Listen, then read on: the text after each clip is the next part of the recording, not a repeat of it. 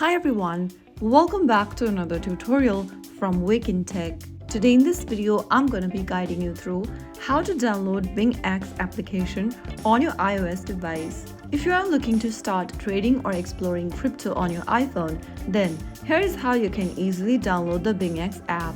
Launch open your Apple App Store and make sure that your device is connected to a stable internet as well. Now go to the search bar at the bottom and type in BingX and search. Once you see the search results, go ahead and tap open the app info section for BingX and look for this application from BingX Group Limited. Now tap the Get or the Cloud icon to start downloading the app on your device. The app will begin downloading and it'll take a few minutes depending upon your internet speed. Once the application is installed, tap the Open button to launch open the app.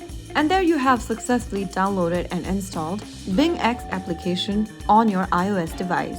If you already have an account, you can go ahead and sign into your account. If not, you can register directly within the app and start exploring. That's how you successfully download and install the BingX application on your iOS device. If you found this guide to be helpful, don't forget to like, subscribe, and hit the notification bell so you never miss out a tutorial on crypto apps and trading tools. I'll see you in the next video. Thank you for watching.